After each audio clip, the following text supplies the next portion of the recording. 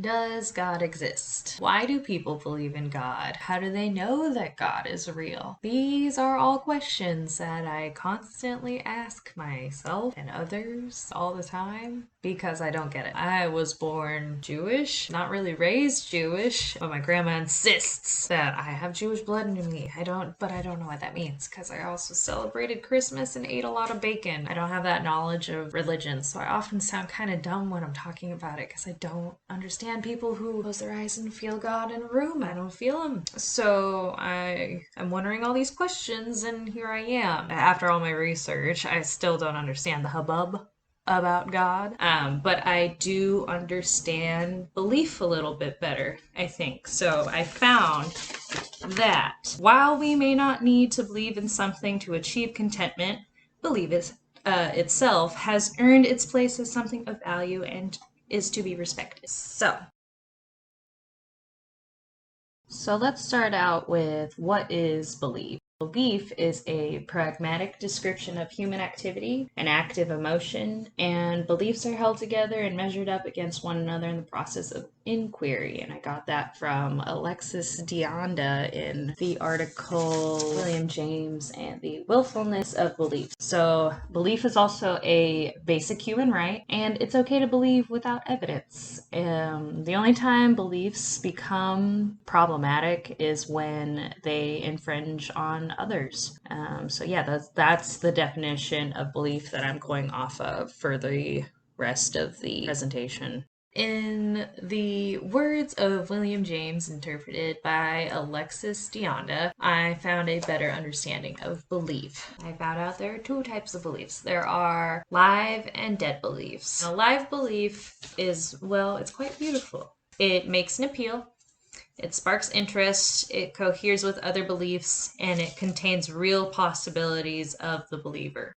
A dead belief has no merit, cannot be willed into living, and it is usually easily disproved. So to give an example of what live and dead beliefs are, I'll tell you my personal live and dead beliefs, because after reading about William James, of course, I started questioning what my live and dead beliefs are.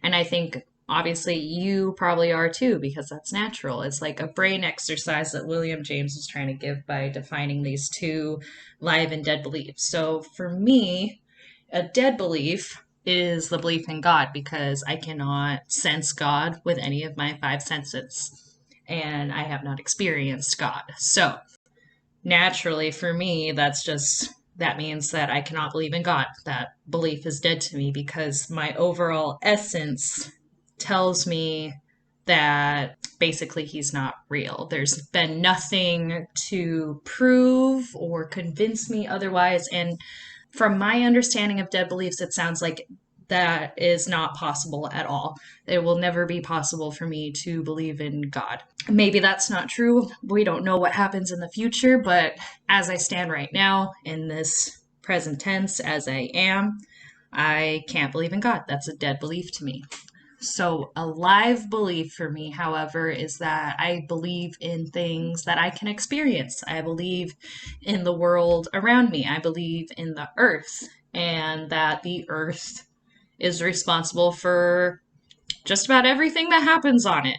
And so that makes sense to me. That's a live belief to me, is that I can believe in the earth. And maybe that sounds a little bit hippy dippy, but that's live belief. Maybe perhaps you are starting to question your live and dead beliefs. And that's the whole point. The whole point is for us to question and talk with each other and learn. And the only time that a belief becomes negative is when basically you're arguing just for the sake of arguing, or you're trying to say that one belief is better than the other, because that's not it. The point is that we figure out for ourselves what our live and dead beliefs are. For some, we might live by our beliefs. For others, it might just be a warm blanket, and I'll kind of get into that a little more when we talk about Descartes. So let's go ahead and just move right into that.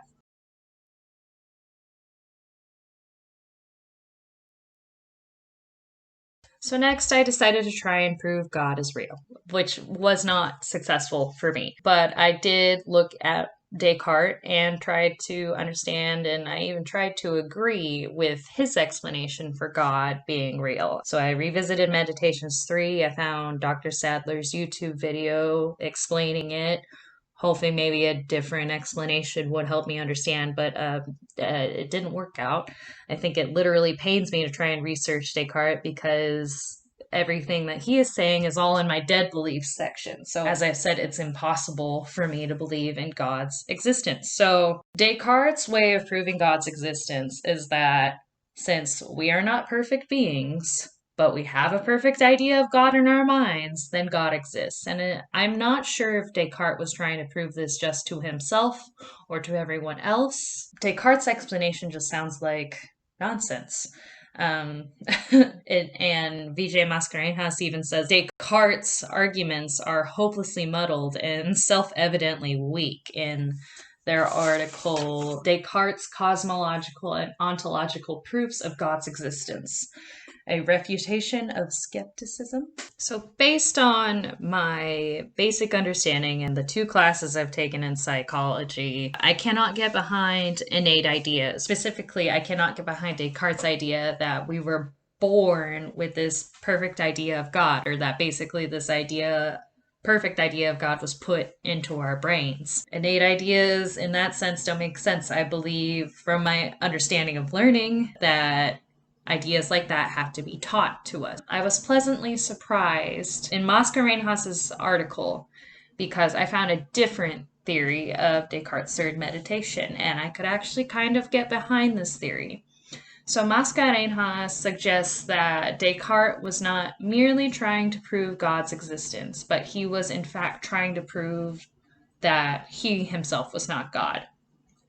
So if that's what Descartes was going for, as Mascarenhas suggests, this would mean that Descartes has proved to me that humans are not gods. If we were gods, we would have been able to make ourselves into our ideas of perfection with ease. We would live in our own perfect world. So I can conclude, if this is what Descartes was going after, that we are not perfect beings and therefore we are not gods. And this felt really mind-blowing because Mascarenhas also suggests that Descartes was trying to prove that he was not alone in the world. So, and I think by proving that he is not a god and he did not create his own world, this also proves that he is not alone. So, like, if we were gods, we would be living in our own perfect reality, made up in our own minds. But that's not the case because we're not perfect. So, what is more important than proving God's existence to me is proving reality. This new understanding that I found of Descartes' arguments led me to a greater insight on the value of believing in anything by almost forcing me to better appreciate my reality. I occasionally question my own existence, but now I feel a little bit firmer on this earth in knowing that I am not God and I am not alone in the world, and that basically, and nobody's God. Since we are not these perfect beings, some of us need to believe in perfection. So I have come to understand and realize that beliefs can help us to better ground ourselves in our own existence. Belief is like a warm blanket reassuring you that you're not alone. Belief can make us feel safe and secure in our own existence. So after the tumultuous journey with Descartes that led to the happy ending of being grounded in reality, I went to Richard Rorty. So after trying really hard and not being able to go along with Descartes' proof of God, I went to Richard Rorty because he offered me my warm blanket and my reassurance. Because Rorty and the other pragmatist views, to my understanding, tell us that we should stop being so obsessed with the ultimate truth. We should stop trying to find those answers, even though that's a philosopher's favorite hobby. And obviously, we want to know, but maybe we should accept the reality of not finding out and being okay with not knowing all of the answers. So instead, we should accept what we can understand, or at least for me, Rorty reminds me not to get caught up in beliefs. Instead, I should accept what I cannot understand and turn my focus to the world around me. Humans should be working harder to find the answers that they can grasp instead of hopelessly searching for the ones that they can't. So Rorty does answer the main question that I was sort of seeking out from the beginning. And the question is, do we need to believe in something to achieve contentment?